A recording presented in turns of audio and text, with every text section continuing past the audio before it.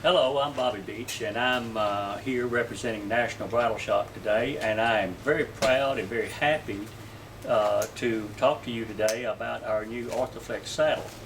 Um, we are in the testing stage, but our testers are giving us rave reviews on this product, and it's hard to believe that one saddle can have so many features to it that it's unbelievable. I'm going to ask president of our parent company, Winter Circle, Mr. David Thomas, to step in here, David, and talk to us about this saddle and the features, the many features.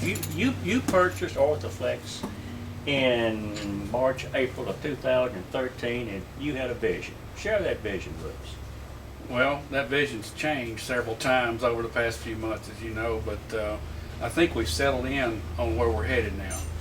And that vision started out by taking what Orthoflex had done for over a number of years. It's been in existence. It started, I'm not sure exactly what date it was, but Lynn Brown started it back in the late 80s.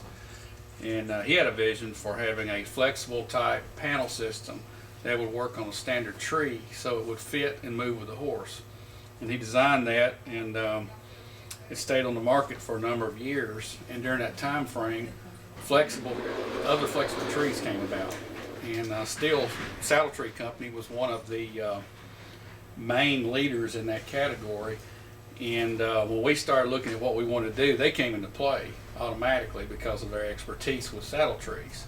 One thing we did find out with the flexible panel system that Orthoflex had used, after talking to several customers, there was a concern that had developed over the years about pressure points. Where the flexible panel was mounted to the tree, it required an anchor bolt to go up into the tree. And at that time, that was the best possible way to attach it because there were no flexible trees. So that's what they went with. And over the years, people noticed there would be pressure points there. So what we've done is we've tried to take the newest technology in the flexible bar trees and incorporate it into a system that's comfortable for the horse, fits the horse, moves with the horse, but is also very comfortable for the rider.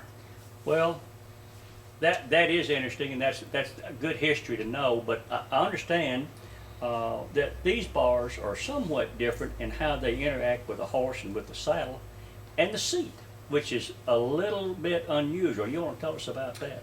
Yeah, when we started talking with Eddie up at the Steel Saddle Tree Company, we wanted to go with the first thing to fit a gaited horse, because that's a wide range of horses. When you say gaited horse, that's Tennessee walking horses, spotted saddle horses, Rocky Mountain horses, Pasafinos, and others that fit into the category. We wanted something that was versatile enough to fit the overall majority, provide flex, provide for that movement. So there has to be some lateral movement in the front of the saddle.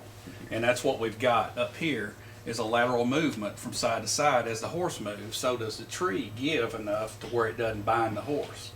And then the rear part is made out of the same construction, but the seat, the seat itself somewhat restricts the back from moving too much under the rider. And if you've ridden a flexible bar tree that doesn't have a system, you'll know what I'm talking about. It moves a little bit with you. And you need a little more stability when you're on a unlevel ground. Maybe you're in a position where you've lost your balance a little bit. You don't need the saddle, the tree moving with you. So what we did is we put a ground seat in that anchors the rear of the saddle. Then we put a multi-layer seat for your comfort. And the whole key is the way this fits into the cantle in the back. It solidifies the back of the saddle, but the front is free to move with the horse. Well, David, there are people who are making stitched down seats. That's found on most of your Western saddles, right, most of your English saddles. And then there are suspended seats that are found on a lot of trooper saddles, a lot right, of field trial saddles. What do you call this? I would call it a hybrid suspended seat. And that's it's sort of both. It's anchored down, but it's not stitched down. If you'll notice right here, you have some gap between the tree and the seat. And most people would look at that and say that's suspended. Well, it is kind of. But there's no webbing used in here that restricts the front and the back. If you put a piece of webbing across it, you're going to anchor the front down as well. Well, you don't want that with the horse moving and needing a lateral movement. So we have lifted the seat up just enough with our ground seating system, And it's not really suspended, but it's sort of suspended. It gets you off the tree, and that's why it's so comfortable for the rider. Well, you talked about fitting the horse with the tree, the flexible bars, whatever, and you talked about the seat. There are a couple of other features here that actually a customer's going to get for nothing. No additional charge. Tell us about your leathers and the padding underneath and whatever. Okay. All right, well, okay, Bobby, first of all, we have stirrup leathers that are constructed of beta biothane, which gives flexibility, and they won't stretch, and they're absolutely indestructible. If you've ever used the biothane product, you know what I'm talking about. Then we have a cover that's made out of the matching leather, the matching bridle leather, to cover this and cover up some of the bulk, and it covers up the Blevins buckle, which we use the original Blevins buckles. And then we use a military type stirrup, which a lot of trail riders are starting to use. It's metal. You have the option to have this leather covered, and it has a cushion in the bottom of it. And a lot of the riders tell us once they get out on the trail and they're there a couple hours, this makes a big difference on their knees and their hips. It takes some of the vibration away. Then we move up to the front of the skirt, and you'll notice we have a lot of attachment rings where you can attach bags, containers, just whatever you want to use. And then you have a footman's loop in the front that allows you to attach your breast strap. You'll notice a roll in the front here. This particular saddle has a leather covered pad, and you'll have a leather roll that comes up on all the options that we offer that gives it gives a good look to it.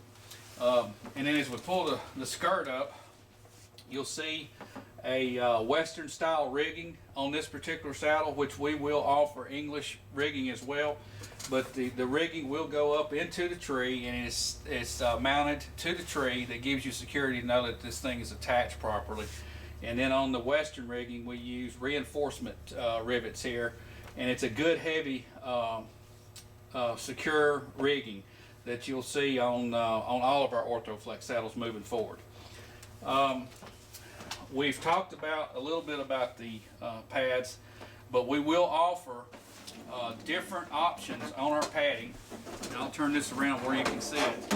But this particular one is covered, and you'll notice that the skirt comes way down to make sure that the rigging does not get into the horse.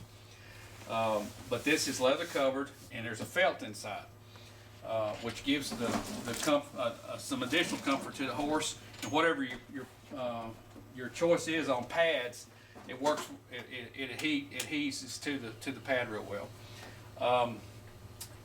There's a lot of other features that are there that you'll just take note of, and I can't think of anything else to point out except this seat. This seat is one of a kind. I've already talked about it some, but there's no stitching in the seat. It's a smooth leather. It's upholstery leather that's got this thing covered, and you don't feel that. A lot of the other saddles out on the market have some stitching in them, and that will, after a period of time, you'll start to notice it.